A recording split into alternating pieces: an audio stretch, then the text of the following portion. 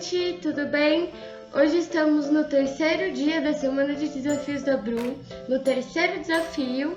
Até agora o que a gente teve foi o primeiro desafio sobre cronograma de estudos, o segundo desafio sobre educação socioemocional e agora estamos no terceiro desafio sobre exercícios. Agora eu quero que vocês aprendam sobre o estudo por questões de prova, ok? Vamos lá!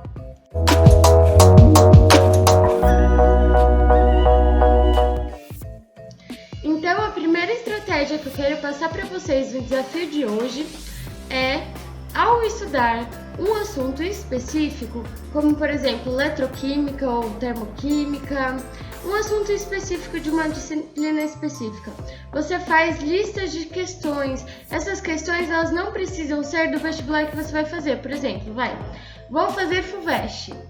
Então eu posso montar uma lista de termoquímica de questões da FUVEST, que é a principal forma de entrada da USP, ou questões da Unicamp, ou questões da Unesp, que são vestibulares tradicionais que seguem mais ou menos a mesma lógica, para você entendendo como funciona a lógica da banca da sua prova. E se você adota essa estratégia, você consegue se aprofundar um pouco mais no assunto que você está estudando e te ajuda a fixar um pouco melhor o conteúdo também. Uma observação importante é você fazer listas, esse tipo de lista de questões específicas, né? Você fazer essas listas curtas. Por exemplo, vai estudar um assunto X, aí faz uma listinha ali de poucas questões daquele assunto.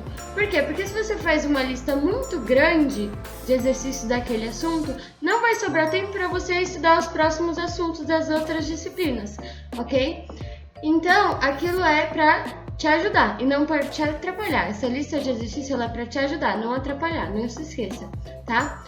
Outra coisa que eu quero falar é essas listas de assuntos específicos, elas são só para quando você está estudando aquele assunto em específico.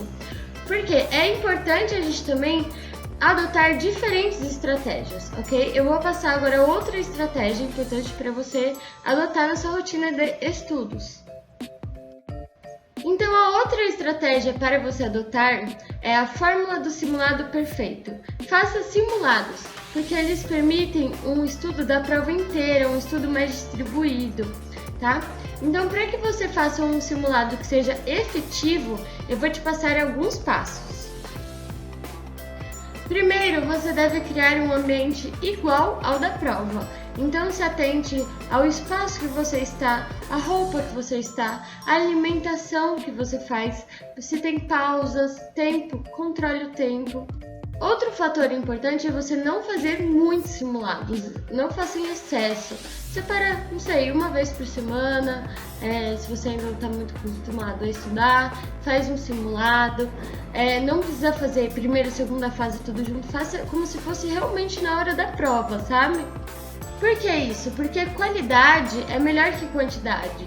Então você precisa focar no seu desempenho. Foca no seu desempenho. Foca em fazer o simulado com qualidade. Outro fator importante é para você ser estratégico. Então, você precisa, além de entender a lógica da banca também e controlar o tempo, fazer um relatório de erros. Para quê? Lembra que eu falei no primeiro desafio para fazer um cronograma de estudos? Então, reveja seu planejamento de estudos. Porque a partir do relatório de erros, você consegue rever seu planejamento, tornando ele ainda mais efetivo nos seus estudos. E o que vestir na hora de fazer o simulado?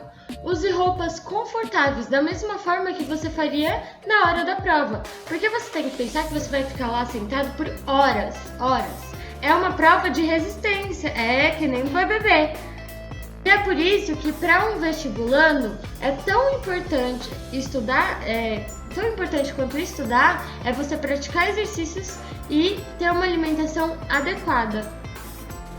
Não só para o dia da prova, como também para a sua saúde física e mental, para você conseguir estudar melhor e ser mais eficiente nos seus estudos.